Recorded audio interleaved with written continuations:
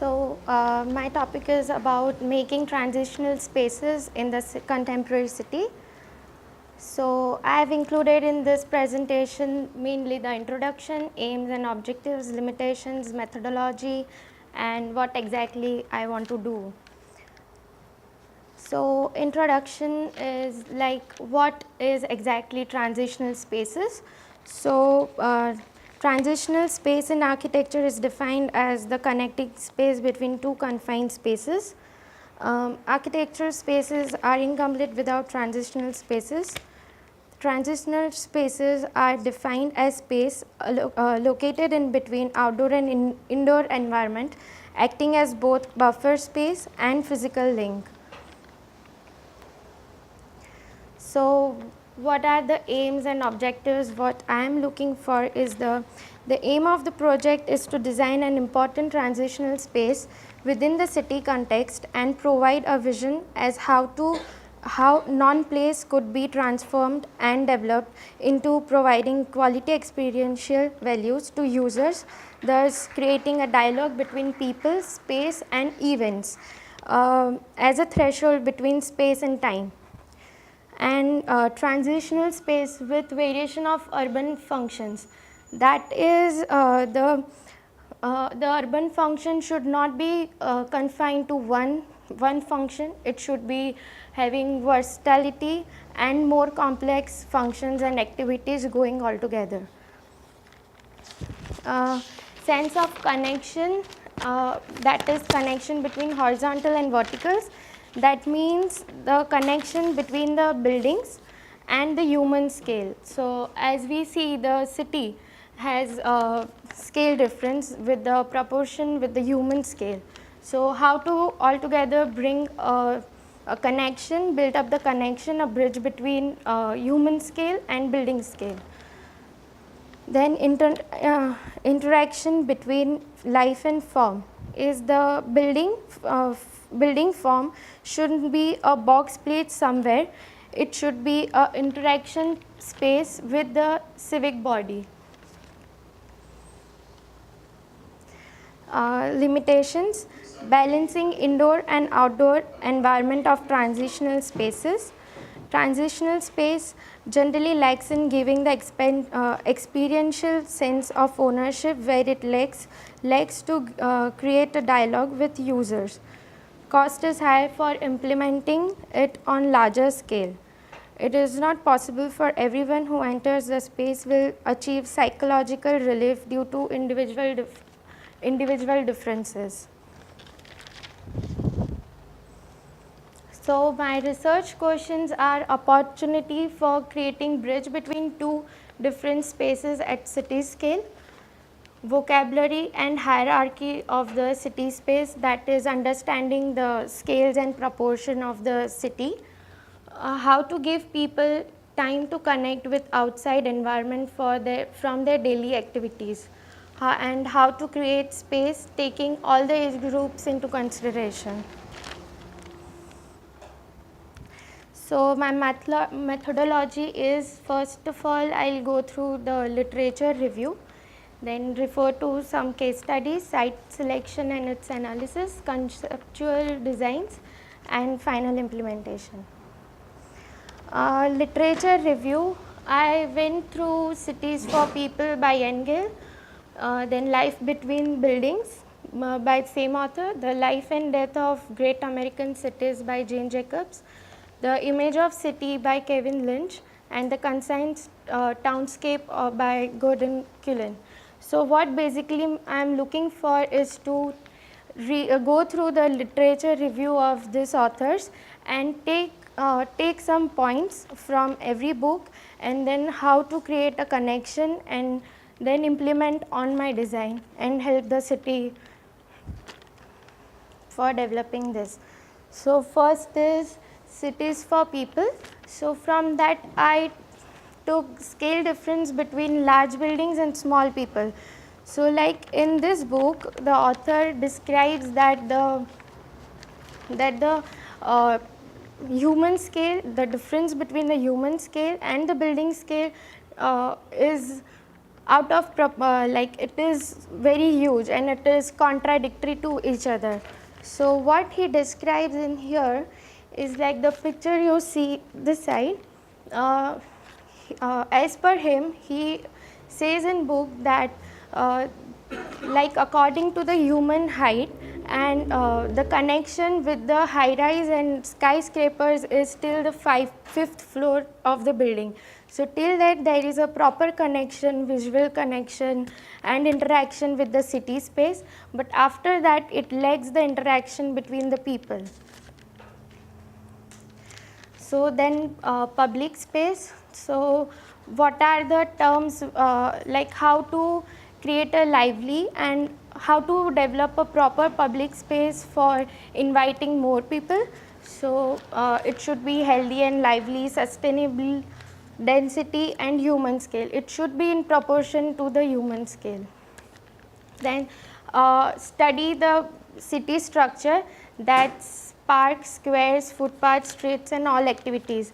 Like in his book he writes about the each and every activities of the people that's of for all the age groups. That's maybe how children react to the city space, how they interact with the outdoor space, and how a teenager and the people who are working, how they react to that space.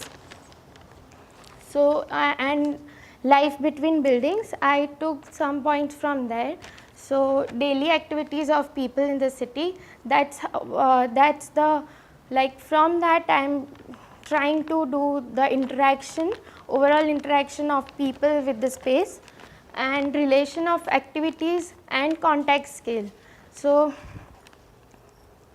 like here we see the scale of human and building. So how to make a design which like interacts with both of them and create a proper transitional space, including public space in between, have a multi-function area.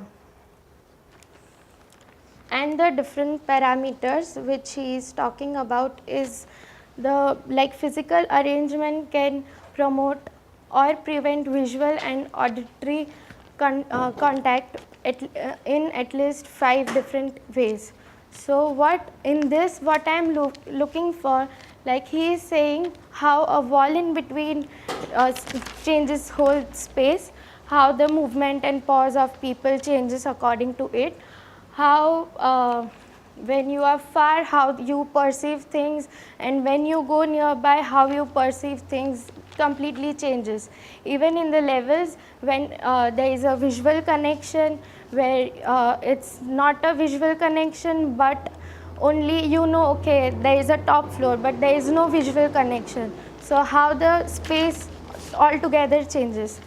So this all are the parameters what I am looking for to develop a design as a transitional space.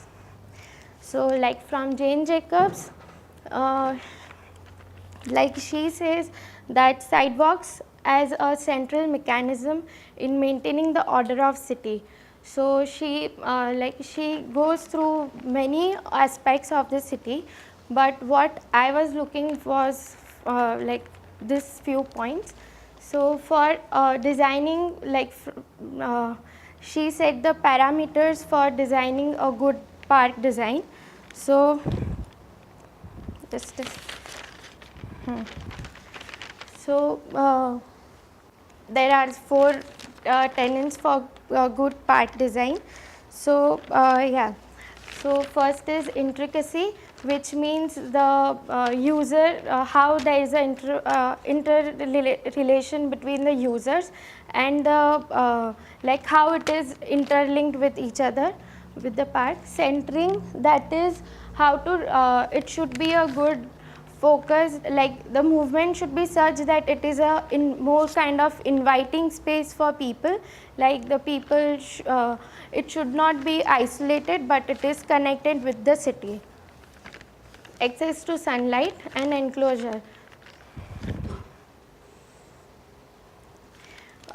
From the image of city, experiential, like Kevin Lynch talks about the perception of people with the city. So experiential values through space and time, and relations of complexity with every structure. Like he talks about the path, the landmarks, edge, node, district. So how all this all together, like when I implement something in, like what I am thinking is to have a site in Auckland, and then how to study the city scenario and daily routine of people, and how to implement a transitional design. As such, it will include all, it would bring a design, like design connection, which will connect each and every part of the spaces. Like it would be a good movement and pause kind of space, where it's a kind of breathing space for everyone. 1 minute to go. Okay. Townscapes, the book contains townscape. So here also I jotted out some sort of points. I have not been through this book, like I haven't read it, but the summarized a little part, and I'll more go to this book and then select more things from that. And for case study, what I was thinking about Highland of New York. So what exactly is in the Highland of New York is, it's a good sustainable transitional movement which they have connected, like it was a railway road, and they connected a space through the area where you have a different levels, you can go up and down, and then there is a proper connection with the road and the buildings. So the buildings are not isolated from the human scale, but it holds up the connection in between. So what I am looking for the project here is to build up the connection mainly between the two human scales and city context. So it will be altogether like a project for giving people breathing space, and in proportion to the human scale. So something sort of that. Thank you. Thanks very much. So just to kind of clarify, so the High Line is what you see as being kind of a good example of a transition space between the human scale and the building. Yeah. And so you're looking to how to build up the connection between human scale and the high rise. Okay. And so what are you going to do? What's the thing you're going to do? Like in Auckland, like I have been just 1 week here. So what I see is the pedestrian and everything is only used for like exercising purpose and everything. People generally use their vehicles like cars and everything for their daily uses, but the pedestrian movement and everything is lacking behind. And when you see the city, the central city of Auckland, it is you have high rise and everything, but then when you go to north and south, the suburb areas, it's more of housing and everything. So there is a vast contradictory statement of the buildings context. So what I am looking for to maintain, like I'll be looking for some site in central of the city where you have companies, high rise and everything. So how to build up a pedestrian transitional movement through their activities, and like with their activities, daily activities, how to incorporate and make it multifunctional movement altogether and connect them with the human scale and the building heights. So you'll be looking for a case study somewhere in Auckland. Yeah. Design case study. So you'll be designing an architectural space. Yeah. Yeah. I've got just the space. I get it. What's that? I've got just the space. Oh, you got just the space. Excellent. Excellent. Hey. I started off last time. I don't know whether I should start off this time. Look, it looks really interesting in terms of the, literature review and the sort of people. None of those books of which I've read, but I've heard an awful lot about them. It looks like you've got some good sort of context. The place I was going to suggest is the new Mount Eden rail station. And the reason I'm suggesting that is because it's on the edge of the inner city. and it's right next to the Normanby Road site, right on Mangawhau, the Manga, and well, there's been a tiny little train station, but the council's bought up a whole heap of land, and they're going to basically, take all the buildings down and build up some new visions there of a new rail station. So. Of course, there's other rail stations that they're going to build too. That's going to be happening over the next 5 years. The reason I suggested the Mount Eden one was because it's in a transition, if you like, between the bigger buildings of the city and the residential neighbourhoods. So anyway, that's my suggestion. But others may have better ones. Yeah. So. You've almost got three scales. You've got the Manga, you've got the Mystic Villas, and Yes, the kind of that's a good. the infrastructure of the new rail. Yeah. That's where the new underground's coming out. That is, the underground's going to come out there. That's right, Yeah. There is already a rail station there, and I've just got a text from a colleague, the transport guy, Graham East, to say that in fact they're closing the rail station now for 2 years while they're doing all of this, which is going to cause its own problems. But so the underground comes up. There is already a train station, railway line that goes there. I think it's a really good place. Yeah. Which rail stations are? Sorry, should be talking. Yeah. But rail stations are kind of transition spaces. Yeah, they are. Classic transition spaces. Yeah, because all the rest of the places that you could look at are already basically being done. Waterfront Auckland's done a lot of those, like Panuku's doing a lot of that stuff now. So, Thank you. I've read all the books. We got first to read them. That's right. And I wouldn't bother to read. If you haven't read Gordon Cullen, don't. Oh my. Oh look, it's nonsense. But a person who I don't altogether agree with, but it did occur to me one book that you should read, or one person you should look at, is Aldo van Eyck, who talked about the in-between realm. That's true. Okay. Good about that. Yeah. And so, and he was concerned with, and he had a proposition that the city is a big house and the house is a small city. Again, not something that we agree with, but I think he'd be useful, and so therefore I'd substitute him for Gordon Cullen. And I don't know whether there is a book, an important book called Collage City, That's very interesting. Okay. which changed the whole way that people looked at architecture as Colin a city. Road. Colin Road, yeah.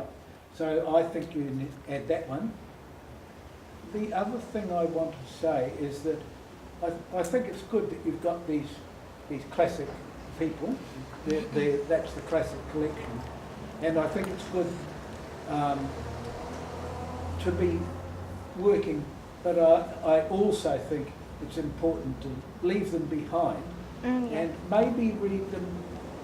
You know, everyone talks about reading critically, and reading critically actually means that you don't trust anything they say, ever. And I don't know that's pretty hard to do, because this is the body of academic work that you're working from. And I think the idea of focusing down on a railway station is just perfect, because at the moment you haven't got a question, as I see it.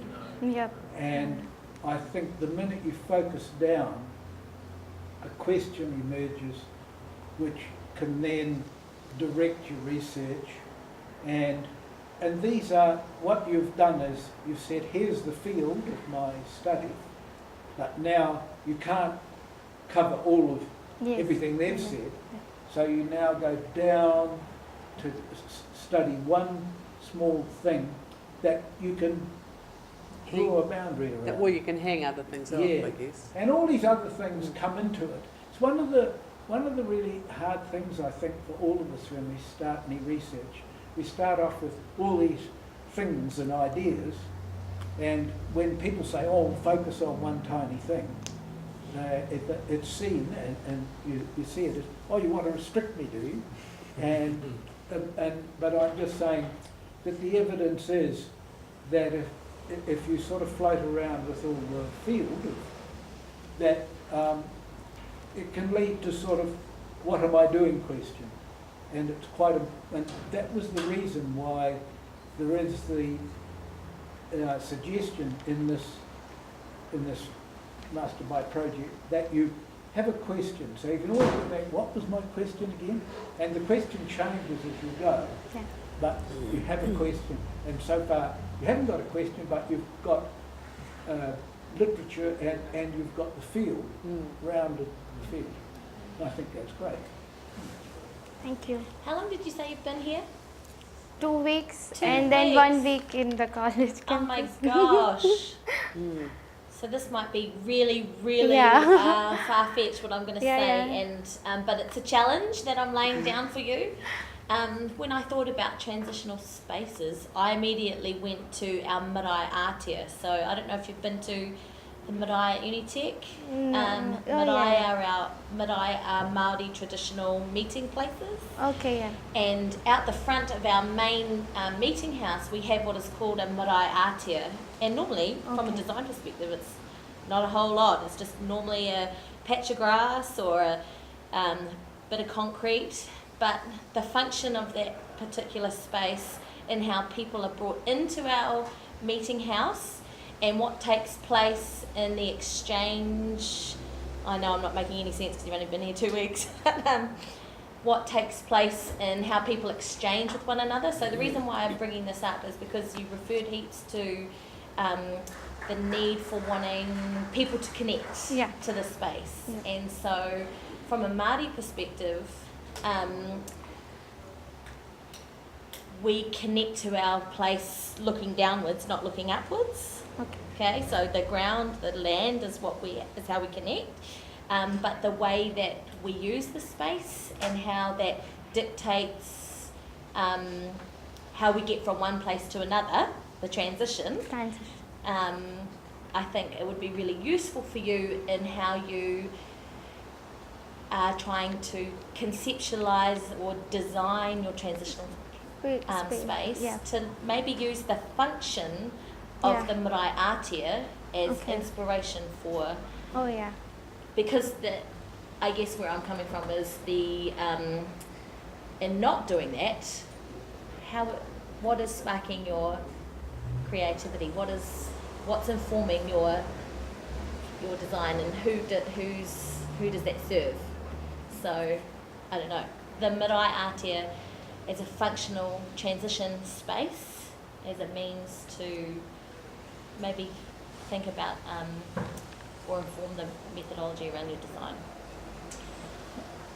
Happy to talk more about that. I think that would be great, and I think Guy's Yeah. going to really go down into our Cool. going to be talking about Yeah. transition, especially to this best to head forward.